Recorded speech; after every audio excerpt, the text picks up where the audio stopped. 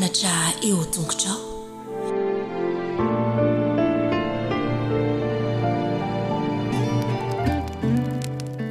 Eo amoron'ny farine Genève ao Suisse dia misy toeram-pilasiana iray nikasika ny fon'ny tanora maro tao Suisse. Mandritry ny vanim-potoana mafana dia miasa amin'ny la plage Adriana satria mahafinaritra tokoa ny fahatsiarovany momba izay natao hoe milasy izany.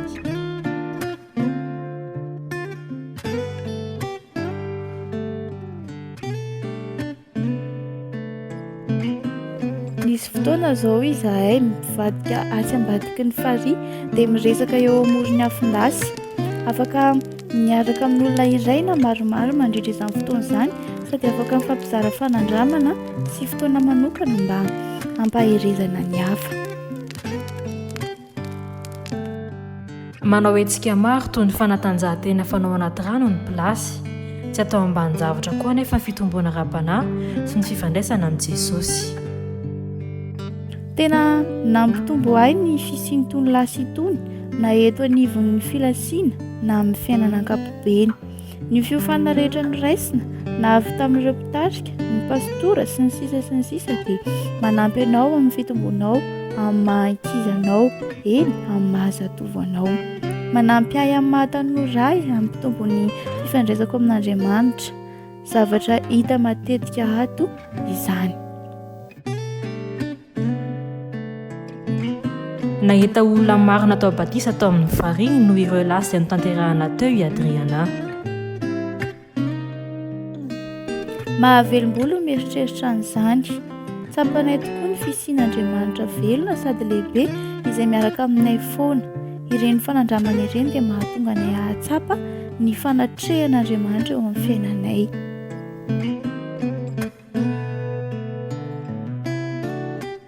Eo anelanelany tanan-dehibe rony misy ity toeram-pilasiana ity, Genève sy Lausanne.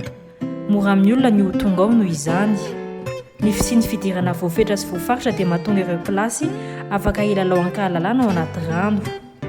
Taona maro ny lalaovana sy ny hofanana ra-panahy tao. Amin'ny andro mafana ihany no afaka milasy noho ny olana eo amin'ny fantsona mitondra ny rano.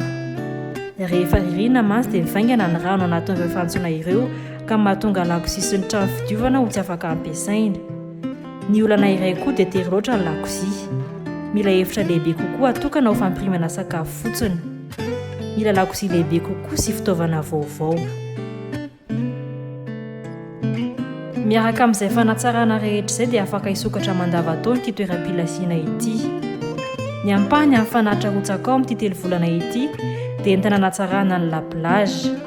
Ny fandraisana ao anjara dia ahafahan'ity toeran'ity hanolotra fandarana maro mandavataona.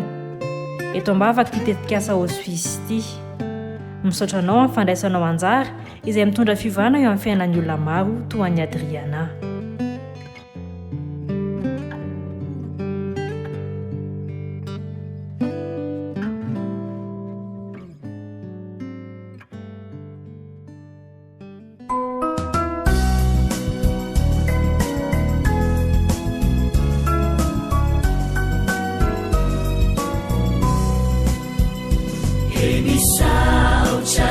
Jesu malalo chachizao futona mamizao yanaranai antunguchao izai pianachao kuambitenenare Jesu malalo izai ainuchalanao kahirote Betaka wampunaya kuambitenenare Jesu malalo izahai ainuchalana kahirote nyavyamina itwecha betaka wampunaya irote nyavyamina itwecha betaka wampunaya.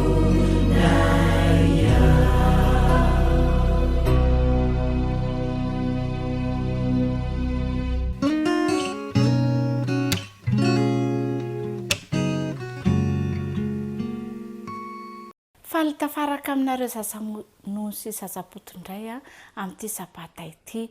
Manahoana daholo ary salama tsara ve tsika rehetra zazapoto zazamonono? Ndao ary isotra an'Andriamanitra noho ny fitahiny antsika e. Dia akambandray ny tanana, dia aondrika ny loha, akipy maso, vonona tsara fa hivavaka isika. Jesosy zokinay o, misaotra betsaka anao zahay fa omenao fitahiana mandrakariva, omenao sabata hitsaharana, hiderana ny anaranao, dia omenao fotoana hianarana ny lesona indray.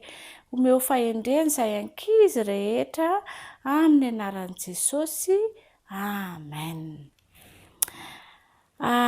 Namela ny heloky ny rahalany Josefa. Izay indray ny anarantsika nandritra ny herinandro dia averintsika izy anio a. Namela ny heloky ny rahalany i Josefa. Ny tsy anjerintsika dia ao amin'ny Kolosiana 3:7 (7:12). Kolosiana 3:7-12. Mifamela heloka tahaka ny namelan'ny tompony helokareo.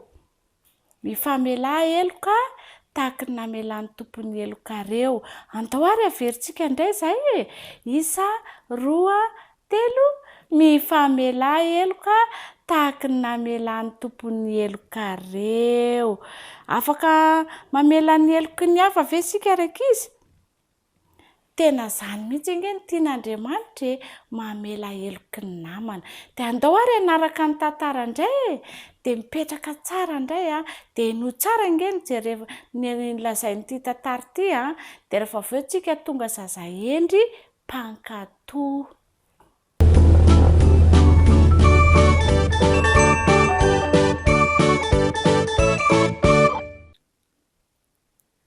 Nijeren'i Josefa reto rahalany 1:10 mijoro teo anoloany. Toa tsy nahazo aina ny fahitana azy. Vahiny tamin'ireo olona tonga tao amin'ny lapa ireo lehilahy ireo. Toy ny vahiny avy lavitra izy rehetra. Izay tonga tao Egipta mba hividy sakafo mandritra ny fotoana mosary. Fantatry Josefa tsara nefa ireo rahalany ireo. Tsy izy akory ireo fa ny rahalany ihany. Ireo rahalany izay noheveriny fa tsy ho hitany intsony. Niverina tao an-tsain'i Josefa avokoa ny fahatsiarovana rehetra. Tadidiny ny fomba nitondran'ireo zokiny 10 lahy azy. Tadidiny koa ilay andro nampiorikoditra nandatsahana azy tao anatin'ny lavaka fatsakana lehibe dia avy eo nampakarina ny alavitao dia namidy ho andevony tany Egipta. Tonga ny fotoana ilazany amin'ny rahalany fa ity lehilahy mijoro manoloana azy ireo ity anie ilay lehilahy tahaka ny mpanapaka ny Egiptiana sady nanapaka ny Egipta iray manontolo aorian'ny mpanjaka. Tsy izy anie izy ity fa Josefa rahalany e. Mandehana mivoaka ianareo hoy Josefa tamin'ny mpanompony dia miandrasa ao ivelany ao. Josefa sy ireo rahalany sisa nitavela teo anefitra. Nanomboka nitsorika teny amin'ny takolaka Josefa ny ranomasina. Izany Josefa hoy izy. Izaho ilay rahalanareo. Mbola velona ve ny raiko hoy izy dia sady nitomany. Nivanaka reto rahalany Josefa raha nandrehan'izany. Dia hoy Josefa rahalany, dia Josefa rahalany ve ity mpanapaka lehibe eto Egipta ity? Tapoka teo dia raiky tahotra izy rehetra. Inona no ataon'i Josefa aminay? Tena ratsy fanahy taminy mantsy izahay. Namidy ho andevo izy. Avia ty akaiko koa ty hoy Josefa. Fantany fa natahotra reto rahalany. Josefa rahalanareo ilay namidinareo ho andevo tany Egipta. Aza matahotra nefa hoy izy tamin'ny kalemepanahy. Andriamanitra irery ihany no nandefa aty. Nalefa ny taty mba hamonjy ianareo mandritra n'ilay fotoana mosary ity. Mandehana mody faingana hoy izy lazao amin'iraiko fa izaho no mpanapaka ny tany Egipta rehetra. Manarakaraka ny mpanjaka. ento aty izy, ento ihany koa ny zanakareo, ny zavokelyinareo, hipetraka ty akaiky ny misy ahy ianareo ka ho karakaraiko mandritra an'ireo taonao mosarena. Dia nyresaka naharitra avy eo Josefa sy ny rahalany. Naverimberiny Josefa mandrakariva tamin'ireo fa navelany tokoa ny ratsy nataony taminy. Dia nanadikadina azy momba ny fianakaviana teo Josefa. Nisento lalina tokoa Robena, nahatsiaro hafaliana izy, tsampa ny fahavoavela heloka. Nojereny Robena ny rahalany. Niaino tsara izy rehefa samy tantara tamin'i Josefa tsiraray aviny amin'ireo fotoana nafinaritra niarahany tamin'ny zanany izy ireo. Fantatry Robena fa natsiaro voavela heloka ihany koa izy ireo. Nentiny nakany Egypta ny rainy sy ireo fianakaviany ary dia tafahoana tamin'ny rainy ihany koa Josefa noho ny farany.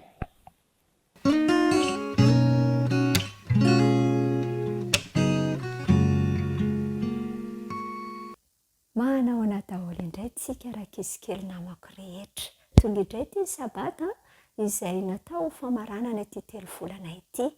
Hiara hifaly isika hamarana ny lohahevitra 17 eto ary. Ka izany lohahevitra 17 zany dia mitondra ny lohateny hoe derao izy. Derao izy. Sitrak'Andriamanitra tokoa rakizy namako ny idy rahantsika mandrakariva an'Andriamanitra eo amin'ny fiainantsika. Ho santatry ny fiderahantsika azy any amin'ny fiainana mandrakizay izay efa nomaniny ho antsika. Ny andalan-teny izay rahantsika nanao tsenjery dia hitantsika tao amin'ny Salamo 1:1 sy 2. Salamo 1:1 sy 2 manao hoe mibi ho an'i Jehova ary tany rehetra, manompo an'i Jehova amin'ny fifaliana, mankanesy ao anatrehany amin'ny fiompiana. Andaonga averintsika tsara mihobi ho an'i Jehova ary tany rehetra, manompo an'i Jehova amin'ny fifaliana ary mankanesy ao anatrehany amin'ny fiompiana. Salamo 1:1 sy 2. Dia izany tsy anjery izany tokoa rakizy no sitrak'Andriamanitra ho tanterahantsika eo amin'ny fiainantsika. Andao aro arahana indray ny tantara e.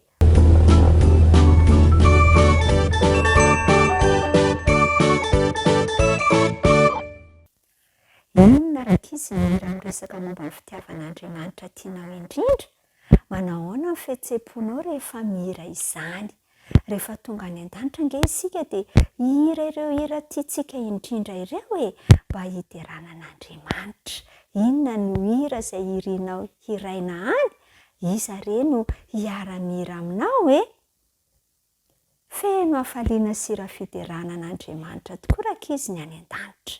Tian'Andriamanitra fantatra manko ny olona tsirairay. Any ka tsy te hanao afa-tsy ny mitera an'Andriamanitra izy ireo.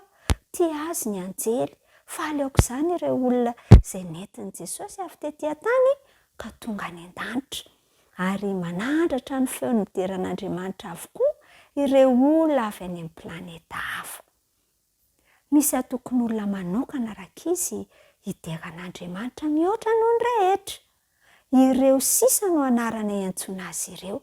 Ny hoe sisa ange dia midika hoe ambiny izay tavela. Izy ireo no olona sisa mbola velona ary ny andren'i Jesosy rehefa tonga etỳ an-tany fandroana izy.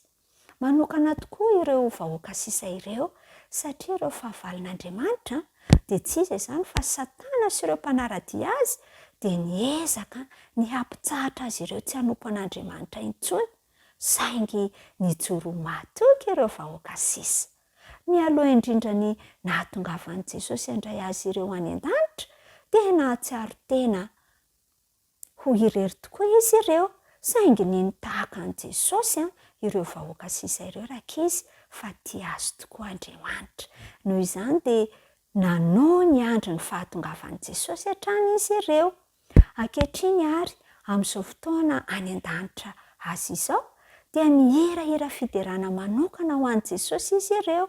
Mijoro eo alohan'ny seza fiandrianana izy ireo mba ahafahany midera azy amin'ny fotoana rehetra. Midera azy amin'ny lokangany sy ny zava-maneno hafa izy ireo. Manao hira fiderana ihany koa izy ireo. Mampanantena mantsy ny Baiboly fa hianatra sy hampianatra azy ireo hira manokana Andriamanitra. hira izay tsy isy afa-tsy izy ireo irerengeno afaka hira izany satria izy ireo no njoro mahatoky hatramin'ny farany mialohany nahatongavan'i Jesosy. Eritrereto ange izany nanoratra hira manokana ho an'ireo izay njoro mahatoky tamin'ny mihitsy Andriamanitra. Midera azy ireo vahoaka sisa satria fantany fa tsy hisy zavatra ratsy iseho intsony. Midera azy izy ireo satria fantany ny hatsaran'Andriamanitra. Mideran'Andriamanitra izy ireo rakizy satria naneraka an'i Jesosy tetỳ an-tany ho faty noho ny fahotan'izy ireo izy. Mideran'i Jesosy izy ireo satria velona ary matoa azy izy. Miray feo amin'ireo voary rehetra izy ireo ka mihira hoe aoka hideran'i Jehovah ny zavatra rehetra. Aoka hideran'i Jehovah ny zavatra rehetra. Eny, afaka mideran'Andriamanitra isika ankehitriny etỳ an-tany, ambaran'ny Baiboly amintsika fa tsy isika irery rakizy no hideran'Andriamanitra. Misy anjely anarivony mitsaoka an'Andriamanitra amin'ny fotoana rehetra, hihira momba an'i Jesosy izay fanomezana avy any an-danitra. Fahasoavana ho an'izao tontolo izao izany no hira tian'izy ireo indrindra. Toy izao angeny tononkira izay redon'izy ireo ny zanak'ondry izay nofonoana noho ny fahotan'ny olombelona dia mendrika ny andrahery sy harena sy fahendrena sy faherezana sy haja sy voninahitra ary saotra. Izany andala-kira izany dia ho hitantsika amin'ny Apokalipsy 5:12. Miandry antsika ho tonga any an-danitra tokoa rakizy ny anjely sy ireo voary hafa koa. Tiany iray feo amin'ny hideran'Andriamanitra antsika. Tsy voatery andro tonga any anefa isika izay vao hideran'Andriamanitra. Azontsika atao ny mideran'Andriamanitra teny izao. Azontsika atao ny midera azy satria maty noho ny fahotantsika ange Jesosy. Azontsika atao koa ny midera azy satria ho avy indray Jesosy handray antsika hody any an-danitra. Azontsika atao koa ny midera azy noho ireo ray aman-drenitsika, noho ireo mpampianatra antsika, noho ireo namantsika ary noho ireo hafantsika. Azontsika atao ny midera azy noho ny tranontsika sy ny sakafontsika ary ny fitafiantsika. Eritrereto ireo antony hafa tokony hiderantsika an'Andriamanitra. Dia hirao izao ankehitriny izao ny hira fiderana izay tianao atao indrindra ho an'i Jesosy.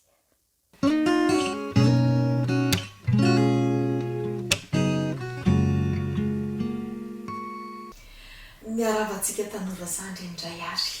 Iaraka indray isika amerina sy amidina ny lesona izay nianarantsika nandritry ny herinandro dia ny lesona fahafiry. Izay indrindra lesona 120. Haitsika tsara ny lohateny sy ny tsianjery fa anao famerenana fotsiny sika amin'ity an'ity.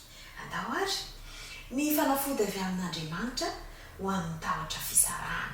Ny fanafody avy amin'Andriamanitra ho amin'ny tahotra fisarahana. Ny tsianjerintsika dia ao amin'ny Romanina 9:5-7 sy ny 7:30. Andeha ary rahantsika le izy fa mahatoky aho fa na fahafatesana na fiainana na anjely na ireo fanapahana na zavatra kehitriny na zavatra ho avy na hery na ny ambony na ny ambany na inona amin'izao zavatra rehetra zao dia tsy asaraka antsika amin'ny fitiavan'Andriamanitra izay ao amin'ny Kristy Jesosy tompontsika. Izay tsy enjerintsika lavalava le izy nefa inoko fa haitsika tsara le izy. Inona indray ary ny zavatra hitantsika sy ny resahantsika nandritra izay herinandro izay. Fantatsika fa ny fisarahana dia anisan'ny zavatra manahirana indrindra eo amin'ny fiainana. Ny tahotra amin'izany dia miseho na dia mbola kely ary.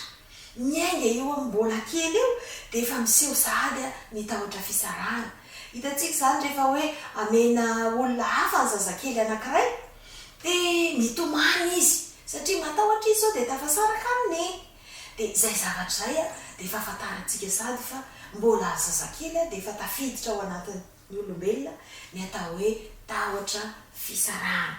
Ary eo amin'ny fiainana indraindray hoe namana lasa miresaka amin'ny namana hafa ohatra dia efa intsika dia efa misy zavatra miseho, mety hoe tezitezitra, mety hoe mitomany na mety hoe manao fihetsika hafahafa satria noho ninona avokoa izany tahotra fisarahana amin'ilay namana.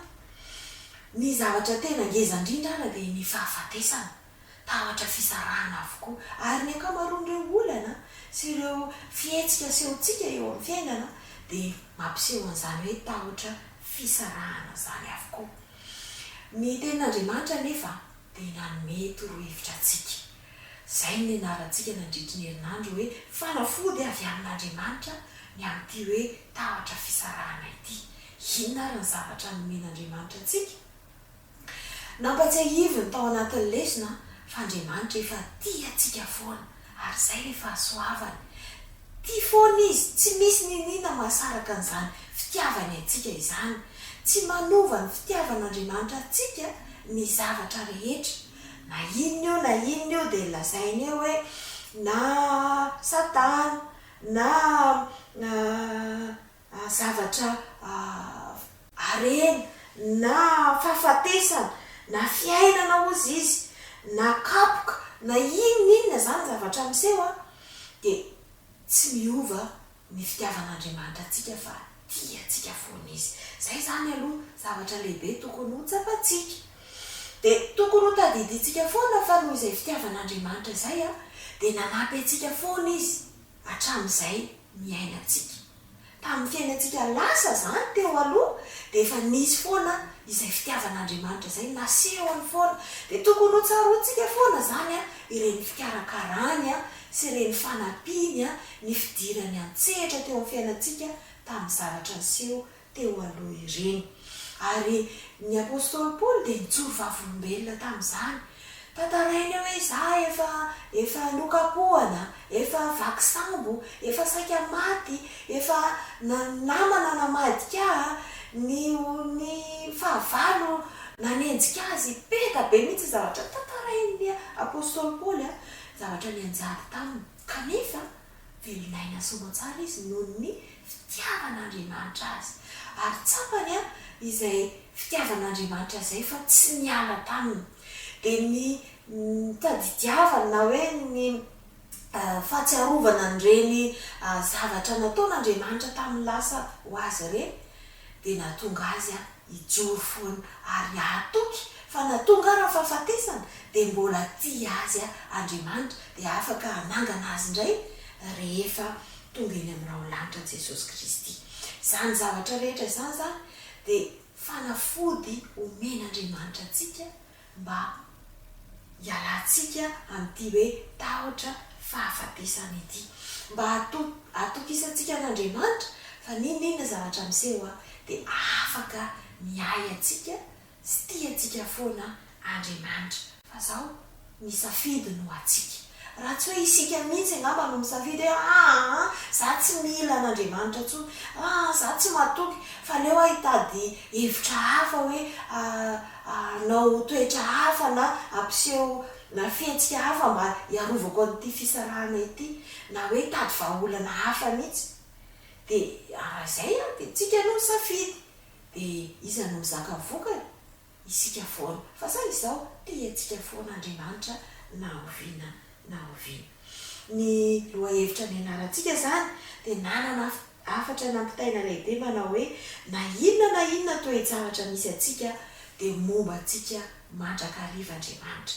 Ary nampianariny lesona atsika nandritry ny herinandro fa tsy misy na inona ampisaraka atsika amin'ny fitiavan'Andriamanitra.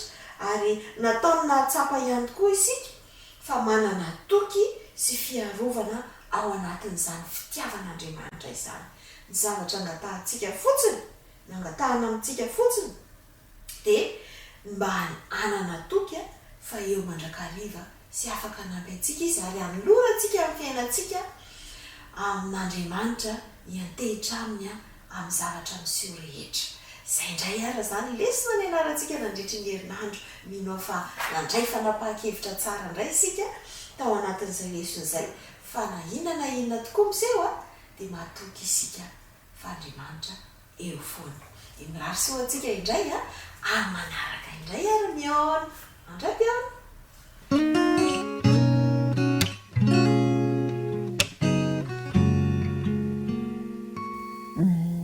Miarabantsika rehetra indray natratra n'izao fotoana izao lesona fahatelo amby folo sika amin'ity herinandro ity mamarana ny telo volana izay anyarahantsika nandritra n'izay fotoana lavalava izay. Ka ny lohatenin'ny lesona fahatelo amby folo izay anarantsika dia ny hoe ny fitsarana, ny fitsarana. Ny tsenjery dia ny Romanina toko faefatra amby folo andehany fahafolo ka hatramin'ny faharoa amby folo. Andeha rahantsika manao izany ry tanora mantoanto rehetra. Fa nahoana ianao no mitsara ny rahalahinao? Ary nahoana kosa ianao no manao tsinotsinona ny rahalahinao?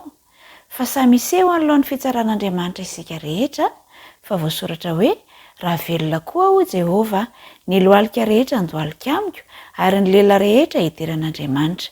Koa samy hampamohan'Andriamanitra ny amin'ny tenany avy isika rehetra. Tsy fantatra ianareo ry tanora mantoanto raha efa mba nanatrika an'izany hoe fitsarana izany.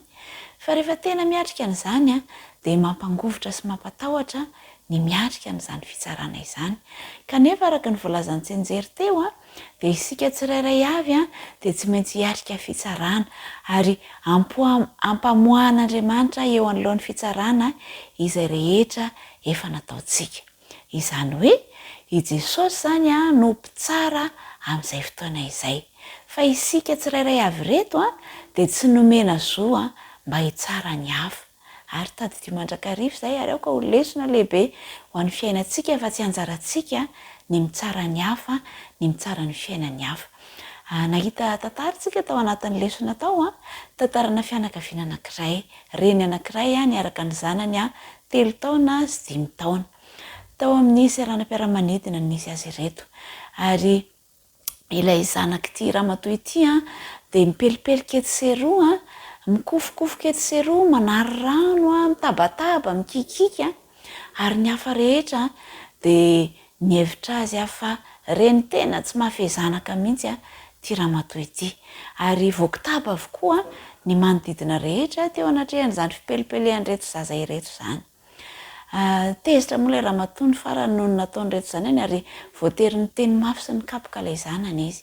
Tamin'izay fotoana izay dia nisy ireo olona izay nanantona azy dia nanampy azy. Ary rehefa natao ny resaka dia fantatry ny rehetra fa kay nandalo olana goavana ity ramatoa ity. Satria tamin'izay fotoana izay dia noho ny olana izay nisy dia tsy maintsy nahemotra ny sidina izay tokony nandehanan'izy ireo. Ary fantatra ihany koa fa nandritra ny 13 ora dia tsy natory ity renim-pianakaviana ity. Tao anatin'izay fotoana izay ihany koa nefa dia fantatra fa maty ihany koa ny reniny ary tsy afaka naka vola tamin'ny banky ihany koa izy satria tsy tomombana ny karatra fakana vola tany amin'ny banky. Izany rehetra izany nitambatra no nahatonga ny olana teo amin'ity ramatoa ity ka tsy nafahany ny fehany reto zanany reto. Izany hoe ny manodidina izany dia ny tsaratsara fotsiny fa olona tsy mahafehy zanaka ilay ramatoa ka tao ambadika izay zavatra izay dia hita fa maro ny olana an'izay ramatoa ity. Izy ihany koa tanora mantoanto indraindray isika dia manombana olona fotsiny arak'izay ahitany masontsika azy kanefa tsy arak'izay hijerentsika azy no zavatra tena miseho eo amin'ny fiainan'iny olona iny. Ary ny soratra masina raha moa dia nilaza mihitsy fa ny olombelona dia mijery izay miseho ivelany fa Jehova no mandinika ny fo. I Jesosy izay efa niaritra ny zavatra rehetra maty teo amin'ny hazo fijaliana ary nitsangana indray dia izy no manana zo hitsara ny olombelona tsirairay avy. Tsy anjarantsika izany no mitsara ny hafa na manameloka ny hafa fa an Jesosy izay andraikitra izay. Dia eo amin'izay fitsarana ny hafa izay dia tadidio fa toy ny manatsantoka antsy ny lamosin'ny hafa isika rehefa mitsaratsara ny hafa na manao teny fanambaniana ny hafa. Izany hoe tsy mampitombo velively ny fanaovana teny marary na ny fitsarana ny hafa fa aoka ianao amin'ny mahazanak'Andriamanitra anao dia aoka ianao hitarika ny manodidina anao, hitarika ireo namanao mba ho eo amin'i Jesosy. Izay izany lesona lehibe voalohany dia tsy tokony hitsarantsika ny hafa. Fa ny lesona faharoa dia izao hoe isika tsirairay avy dia handalo fitsarana. Inona ny zavatra efa nataonao, zavatra tsy nety nataonao, hifony eo amin'Andriamanitra izany. Fa ny zavatra mahafinaritra dia izao hoe ilay Jesosy izay namanao, raha raisinao, raha ekenao namana izy dia izy no mpitsara. Nisy tantara izay ihany koa tantarana mpilalao baolina iray izay nanao ny tsinety izy ty ka rehefa tonga teo amin'ny fitsarana izy rehefa nentina teo natrehan'ny fitsarana izy de kay namany mpiara-mianatra taminy ilay mpitsara ary tsy natao ohatra izy tamin'izay fa azo ny antoka fa anampy azy ity mpitsara ity de toy izany ihany koa ny tokony fiainantsika raha fantatrao fa Jesosy ilay namanao ilay sakaizanao no mpitsara de ho azonao antoka fa anampy anao izy ho afaka amin'izany fitsarana izany ary zay ihany koa moa ny efa teniny ka ny any ataonao zany de zao hoe azonao antoka ve fa namanao tokoa Jesosy atao izay atsara ny fifandraisanao amin'ny Jesosy de izy no anampy anao ho afaka eo anatrehan'izany fitsarana izay tsy maintsy ho lalovany olombelona tsirairay avy izany.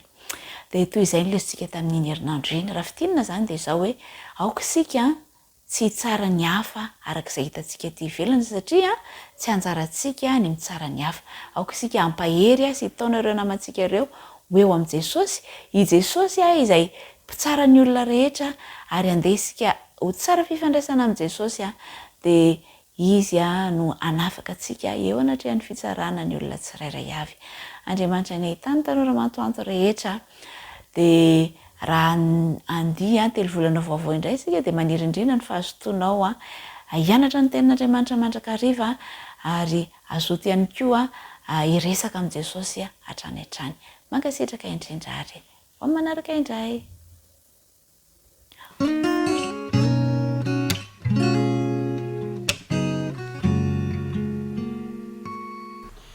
de tonga indray ty ny fotoana izay ahafahantsika miara-mianatra ry zatovy namako manasanao akatorana dia ifantoka sy hiaino ao anatin'ny fotoana fohy satria manana hafatra ho anao Andriamanitra. Ho antsika izay miendro radio zisy ho antsika izay manaraka amin'ny page Facebook amin'ny alalan'ny fahitalavitra ihany koa de sorcière fotoana fohy manana hafatra ho antsika Andriamanitra. Lohateny de manao hoe toejava tsarotra tany anevitra. Toejava tsarotra taiza hoe tany anevitra. Raha resana amin'ny teny mazava sy mahitsy zany zany lohateny zany de zao hoe toejava tsarotra tany amin'ny désert. Zay zany ny alalantsika tanora azy kokoa hoe ity any anevitra ity. Misy zavatra toejavatra sarotra tany anevitra tany. Andevaka itsika ny Baiboly izay milaza sy manambara azy ao amin'ny Nomery toko raika amby roapolo andiny favalo. Nomery toko raika amby roapolo andiny favalo de zao voalaza. Ary Jehova taminy manaova menarana afo ka antony amin'ny hazo lava ary zay rehetra voakaikitra de ho velona raha mijery an'izany. Averina levaka teny ary Jehova taminy manaova menarana afo ka antony amin'ny hazo lava ary zay rehetra voakaikitra de ho velona raha mijery an'izany. Inona zany le toejavatra sarotra tany anevitra? Nokekerin'ny biby lava avokoa ny zanak'Israely. Zay ny tantara ao amin'ny Nomery toko raika amby roapolo teny. Nisy biby lava zay nalefan'i Jehova nanaikitra ny zanak'Israely.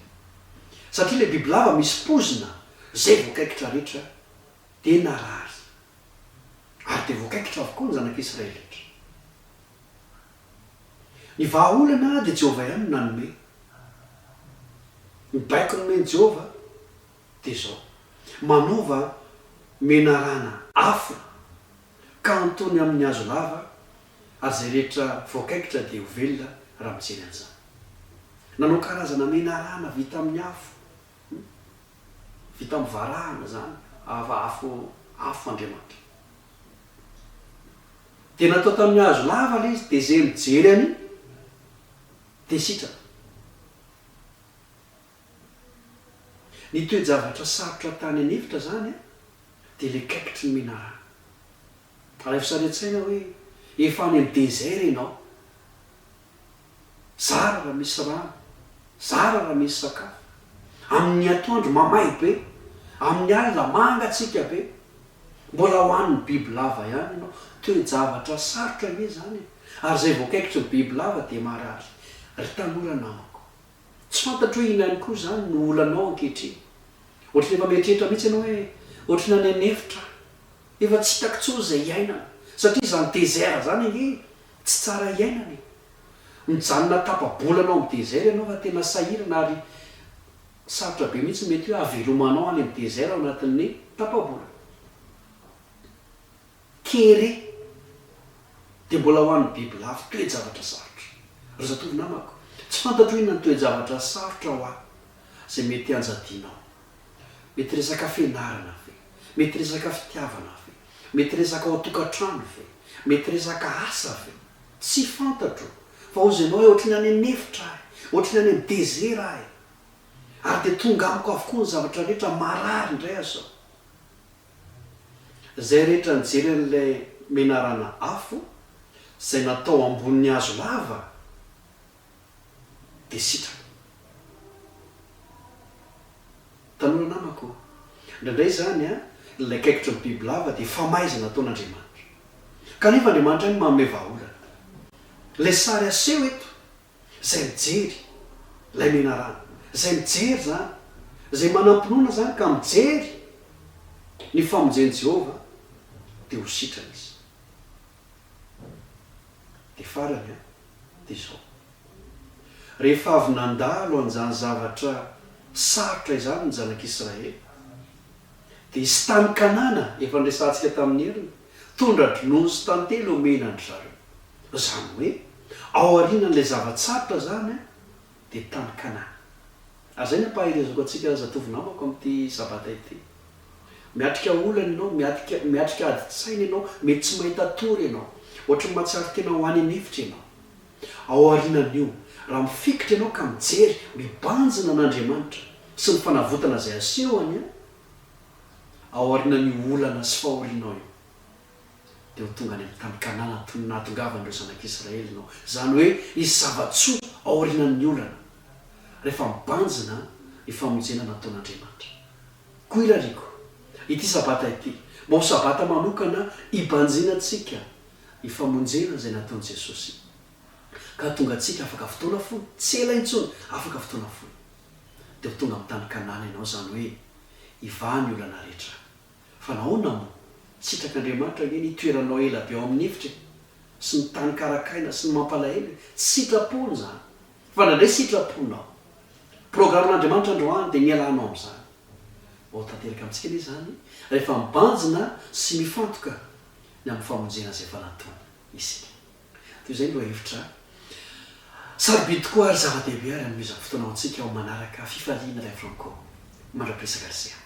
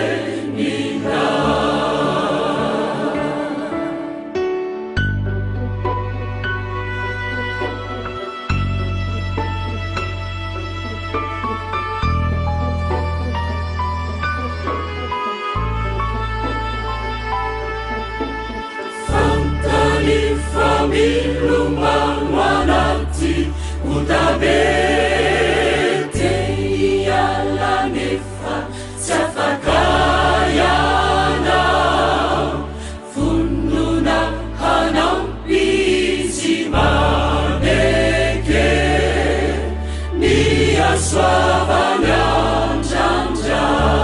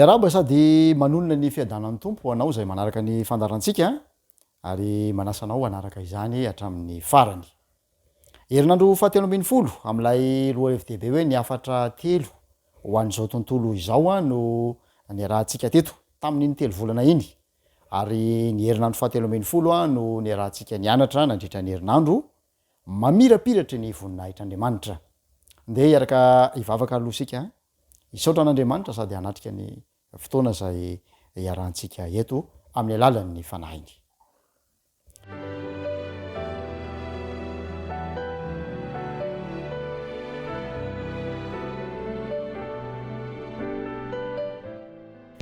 Raha tsara sy masina ny an-danitro ho anao ny voninahitra mandrakizay zay fa anao raha teo fa tonoany ho anay kosa ny fiadanam-po ary ao ka ho voavela eloka izahay sokafo ny sainay mba handray ny teninao mba ho fitahina sy ho fahalalana tsara ho anay izany amin'ny anaran'i Jesosy amen.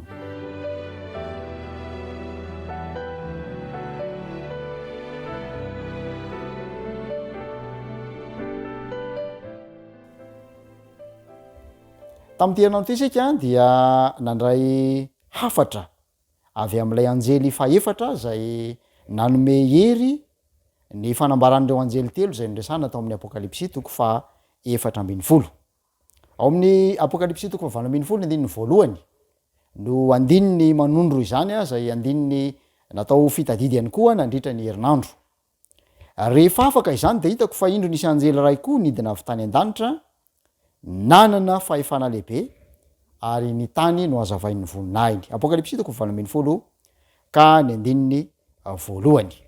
Tao anatin'izany fanambarana izany a dia hitatsika fa manana hafatra tiana ampitaina maika ho an'ny vahoakany Andriamanitra. Tampoka amin'izao tontolo izao ary ho tampoka ny fotoana izay isehony ny fitsaran'Andriamanitra satria tsy raharahiny fo amampanainy ty zao tontolo izao variana amin'ny fety aman-danonana ity izany vaovao mahafaly lehibe izany. Na de mety ho tampoka amin'izao tontolo izao aza izany de tsy tokony ho tampoka amintsika kosa satria na de tsy fantatsika aza ny fotoana isehony de ampy ny fahitantsika fa ho avy izany. Ary amin'izao fotoana izao no fotoana tokony havonina atsika. Tsara ny hoe miomana fa tena zava-dehibe ny vonina amin'ny fotoana izay ilana izany. Nanome antsika reo afatry ny anjely farany Kristy mba hahafantarantsika izay ho avy ka iombona antsika ho amin'izany. Miresaka ny faminaniany Daniel, ny Apokalipsy izay miaraka amin'ireo fanomezam-pahasoavan'ny faminaniana moderna manome tompo-maso antsika ny amin'izay anjoany ty zao tontolo izao ity. Ary ao anatin'izany dia manome porofo mahery vaika sy mitombona ny mahazo itikinan'Andriamanitra ny Baiboly. Toa manamarina nyreo fanambarana ataon'ny mpaminany ny zavatra mitranga izay velomantsika amin'izao andro farany izao. Ry mpiara-mianatra namana, ny Baiboly no fanalahidany zavatra rehetra. Raha mbola mifikitra amin'ny Baiboly ny olona ary manaraka izay ampianariny dia tsy ho voafitaka anao viana izy amin'ny fotoan-tsarotra farany, indrindra ny fifikirana amin'ny fahamarinany tenin'Andriamanitra. Isan'ny iray amin'ireo marika izay hamikirany vahoakany amin'Andriamanitra ny fanajan'ny sabata, ilay ambaran'Andriamanitra fa famantarana aminy sy amin'ny olony, ilay ambaran'Andriamanitra fa maro-pahatokiana izay hisedranany vahoakany amin'izao andro farany izao. Rehefa mijely ny afatry ny anjely faharoa amin'ny Apokalipsy 4:40 sika de miantso antsika hanaiky ny fahamarinana fa tsy ny fahaditso-kevitra izany antso izany. Ny soratra masina ny ten'Andriamanitra ho ekentsika fa tsy ny lovan'ny tsofina tsy akory. Ny anjely fahatelo indray de mampitandrina antsika ny amin'ny mariky ny bibidia ary ny any arofanina isakana antsika tsy handray ny marika de ny fananantsika ny tombo-kasen'Andriamanitra velona. Ry mpiara-mianatra namana, zava-dehibe tokoa ny mahafantatra amin'ny fotoana izay avy alomantsika izao fa misy hery mifanandrina ity izao tontolo izao misy antsika ity ary miseho ao anatin'ny fotsika ihany koa zany hery izay mifanandrina izany. Hery roa izay mandrirotra antsika ho amina fiankofana.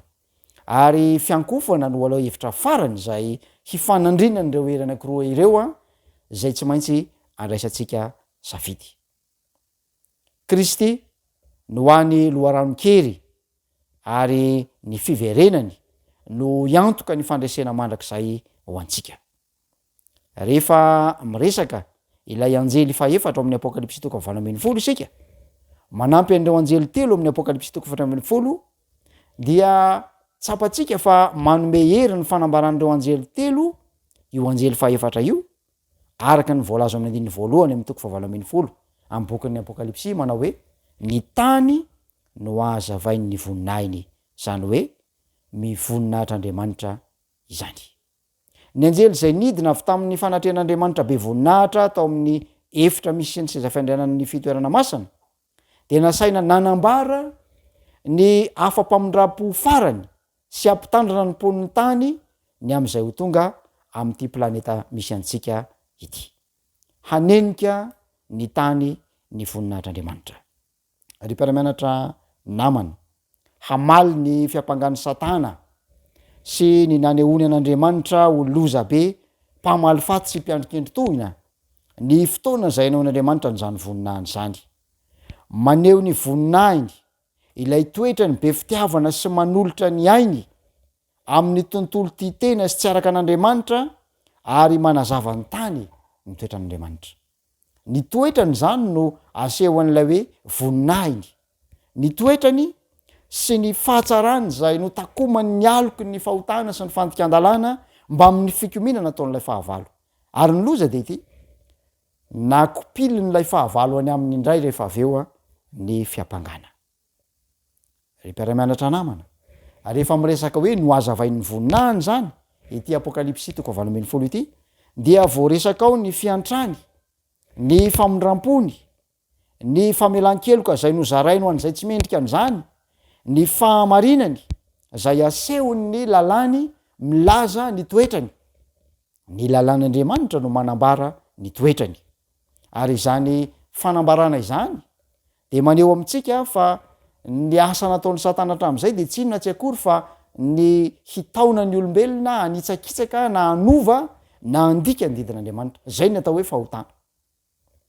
Andriamanitra kosa nefa etsy an-daniny amin'ny alalan'i Jesosy Kristy sy ny drafitry ny fanavotana zay nataony dia mamela ny heloka, mamindra fo amintsika tsiraray avy. Ambarany fa ny antondian'i Jesosy de ny anao ny sitrapon'ny rainy zay any an-danitra, ary ny sitrapon'i Jesosy sy ny sitrapon'ny rainy zay any an-danitra de ity mba tsy hisy ho very izay rehetra nomena an' Jesosy. Ny fahavalo etsy an-daniny mandrivotra mba hitaona ny olona rehetra ho very miaraka aminy, fa Jesosy kosa dia nandao ny voninahiny ka nanolotra ny tenany mba hamonjy ny mpanota mba tsisy ho very izay rehetra nomena azy. Ny fanamarinana amin'ny finoana zay ampianarin'ny bokin'ny soratan'ny apôstôly Paoly ary efa novoizina tany amin'ny testamenta taloha, nanomboka tany amin'ny fanatitry Iabela any amin'ny Genesis 4, mitohy mandrakariva am'ireo fanambarana entin'ny mpaminany tao amin'ny testamenta taloha, nasehon'i Jesosy, nasehon'ireo apôstôly zay nanara-dia azy fa ao amin'ny rery ihany no misy fanamarinana, ary amin'ny alalan'ny finoana no andraisana izany. Ny finoan'i Jesosy zay araisitsika ampinoana no ahafahana manamarina antsika, mahatonga atsika ho afaka mandova ny fiainana mandrakizay. Ny fanamarinana amin'ny finoana mantsy dia asan'Andriamanitra zay mametraka ny vohinahitr'olombelona eo mivovoka ary manao zay tsy azon'ny olombelona atao amin'ny herin'ny tenany maimaim-poana, ka Jesosy no manao izany eo amin'ny fiainany. Ity fanamarinana amin'ny finoana ity nefa dia tsy azo sarahana amin'ny lalàn'Andriamanitra zay toetrany, satria ny atao hoe amarinina amin'ny finoana de zay mankato ary mino izay ambarany isy ataony ho antsika. Ry mpiara-mianatra namana, isafidy izay iankofantsika isika amin'ny andro farany. Fanapa-kevitra zay hamaritra ny hoavintsika mandrakizay.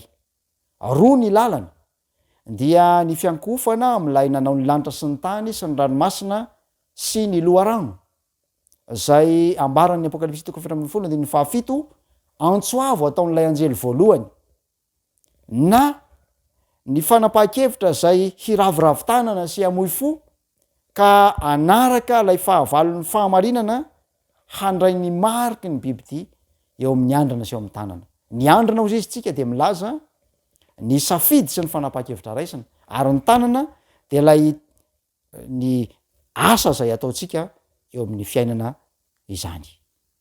Ry mpiara-mianatra namana, ny tenin'Andriamanitra de miantso atsika hiverina indray eo amin'ilay namorona ny lanitra sy ny tany, hanome tombam-bidy ny famoronana antsika satria izy no namorona ary izy ihany koa no nanavotra antsika. Zava-dehibe ho antsika araka izany ny mandray fanapa-kevitra androany mba hiandany am'ilay tompon'ny tompo sy mpanjakan'ny mpanjaka, ary marika am'izany ny fanaovantsika safidy hoe amin'iza no iankofantsika.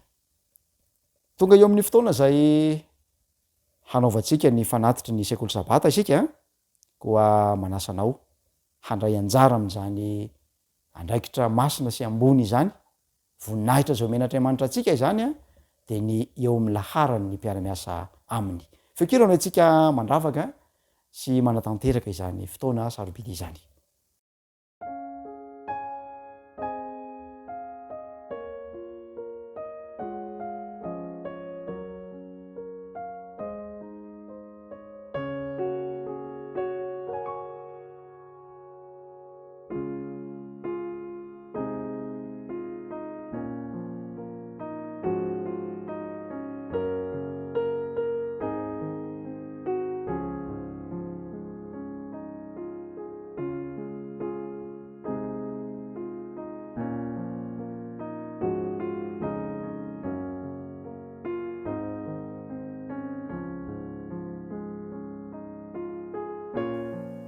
Andeha hivavaka isika raha inay izay ny an-danitro ho anao ny dera sy ny saotra ny laza sy ny voninahitra ambony indrindra satria mendrika indrindra ianao tonono ho anay kosa ny fiadanana ary aoka ho ataonao aminay ny famelan-keloka noho ny famondram-ponao ka dia atsapa ny fifalian'ny vaovela eloka izahay ary anao safidy masina hiandany aminao amin'ny alalan'ny fiankofana marina amin'ny andro sabata tompo mino zahay fa na dia mafy aza izany fanapaha-kevitra raisina izany ho maro ireo sakatsakana maro samihafa sy fiaikana izay tsy maintsy hoarana dia ho azonay atao zany tsy noho ny herin'ny tenanay tsy noho ny famendreanay tsy noho ny fahasahinay fa noho ny fahasoavanao dia ilay fahasoavana mamonjy ka mitaonanay ho amin'ny fibebahana marina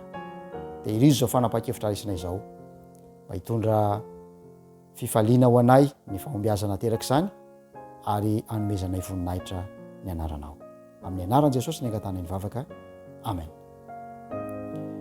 Mankasitraka ary mirary soa tamin'ny faharetanao nanaraka ny fandarantsika teto a mirary anao tsy ny ankonanao anao fampiarana hatrany ka dia hita fifaliana isika ho voninahitran'Andriamanitra raha teo. Ankasitrana ihany koa ireo namana teknisianina nanao ny ainy tsy ho zavatra nampita ny saro sy ny feo tany tokantranonao ho tain'Andriamanitra tompoko.